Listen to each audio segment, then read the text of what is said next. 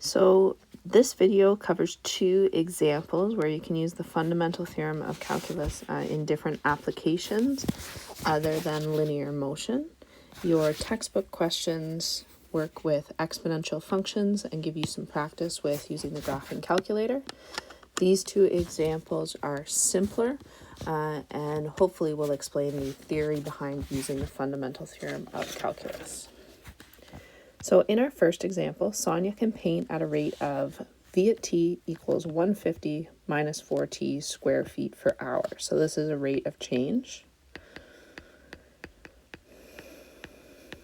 And t is going to be the number of hours since she started painting. So the first question asks, can Sonia paint the walls of a 12-foot by 12-foot office with an 8-foot high ceiling in 3 hours?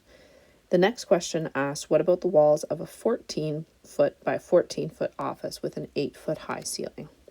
So both of those depend on how many square feet she can paint in 3 hours. To do that, we can use a definite integral. So let's use A is going to be our integral from 0 to 3 of V at t dt. So then we can keep going. V at t is 150 minus 4t dt. You could use your graphing calculator for this one, but it's probably just as fast to do it by hand. Then we can evaluate 150 times 3 minus 2 times 3 squared. We're going to take away 0.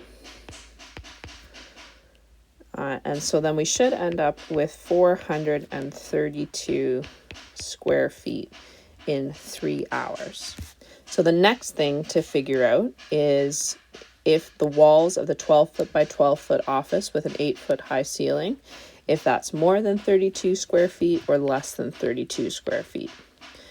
So for the first one, we've got 4 walls times the width times the height, which should give us 384 square feet, which is less than 432 square feet. Therefore, Sonia can paint this office in 3 hours. Then we can do the same thing for the second one. Now we've got 4 walls times 14 times 8. Okay, and let's see, what does that give us? We'll just calculate that. 4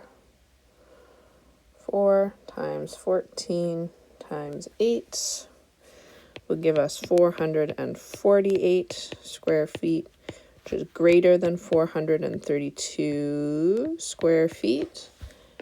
So therefore, Sonia cannot paint this office in 3 hours. So easy enough, starting with an equation for a rate of change and integrating it and then evaluating it using the fundamental theorem of calculus. Let's look at one more example. As one dives deeper, the water pressure P in PCF, which is pounds per cubic foot, at a depth of h feet below the surface of the water changes at a rate of P prime. Excuse me.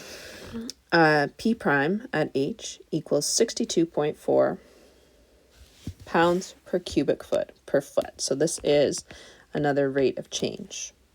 If you start at a depth of 15 feet below the surface, how many feet deeper must you dive for the water pressure to increase by 800 pounds per cubic foot? Round your answer to the nearest foot. So here, this question is a little bit different because right now we know what our answer should be, the change in water pressure. We know what we're starting at, but we don't know Let's call it capital H. We don't know where we're finishing at. That's what we're trying to figure out.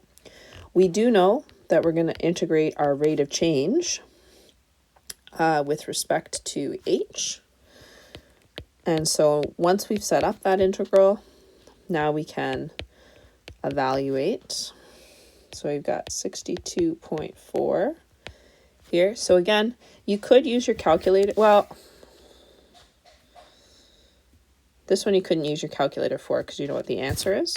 But the equation is simple enough to integrate. And then you've got H and 15. So now, this time, instead of just evaluating it and getting the answer, you're going to have 0.4. Really, you've got an equation to solve here. So let's see, we've got 62.4 times 15, which is going to give us 936. So we've got 800 equals 62.4 times the height that we're finishing at, minus 936. When we rearrange that, that is going to give us 62.4h equals 736, giving us h as approximately 27.8. And if we round to the nearest foot, we would say 28 feet down. So that means that if you dive to a depth of 28 feet, the water pressure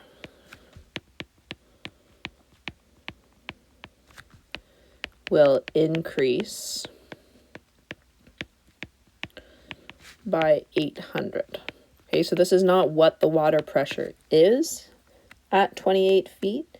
This is how much it increases by when you start 15 feet under the surface of the water. So 9P has some examples of questions like these. They have some neat examples with some exponential functions using the rate of change, which is a neat extension of the fundamental theorem of calculus. Good luck.